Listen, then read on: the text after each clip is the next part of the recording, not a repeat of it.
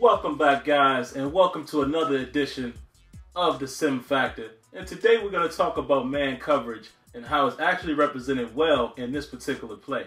And like I said, in this particular play, it's represented pretty well. You know, consistency is always the thing I look for in Madden or any sports game. So it always comes down to how consistent things like this will take place. But in this play, you're definitely going to see that, you know, you have to respect the fact that man coverage looks pretty well. Because I feel like with any game, anytime you're critiquing a game or you're trying to make the game better, you know, you definitely need to point out the good and the bad. And, you know, I've been guilty of it as well. You know, a lot of times I dwell on a lot of the negatives, in which what I've always done is shown both negative and positive. So I definitely need to do the same thing with Madden as well.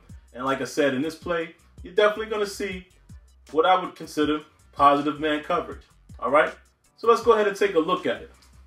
So as you're going to see here, Andy Dalton, he drops back and he almost makes a huge mistake. So of course, we're going to take a close look at it and let's see exactly why this happened. So looking at the line play first, and keep in mind, guys, like I said, I'm using custom sliders. You know, I've turned things up. You know, I have pass blocking up to 100. I have pass coverage up to 100 and reaction time up to 100. And as you're going to see here, they still don't get all day, you know, to pass the ball. You know, my linemen and my defense is, you know, almost got to him, you know. But the line does a pretty good job with giving him some time.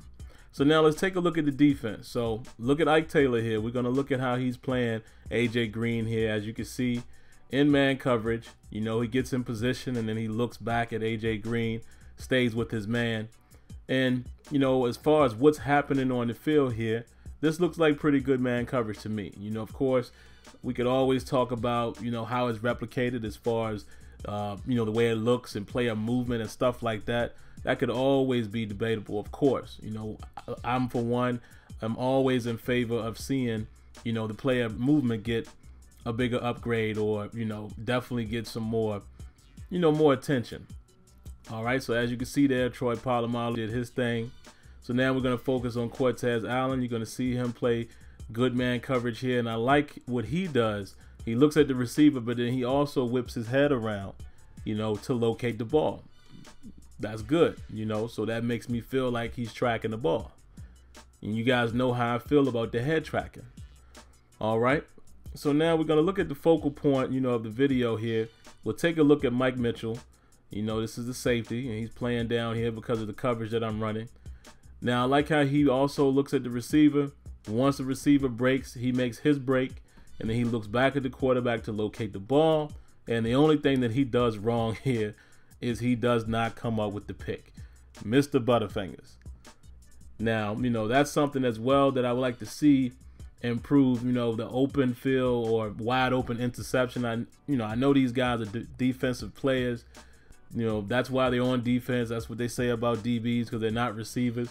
But, you know, sometimes in the NFL on that level, it's a gimme, you know, and we need to see more of the gimme interceptions happen. You know, and my interception slider right here is on 70%.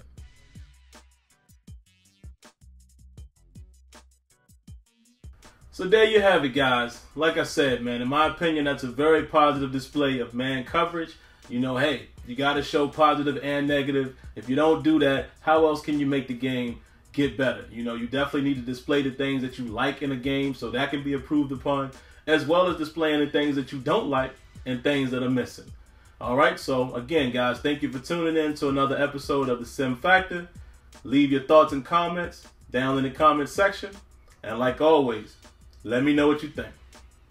Thank you for tuning in. And if you want to interact with me live, come on by Sim Standard Radio every Thursday night at 8 p.m. Eastern, along with Smitty and Azure Effect. If you want to give us a call, you can reach us at 914-338-0794. Of course, for more content, go ahead and click the link above. All right? Until next time, lights out.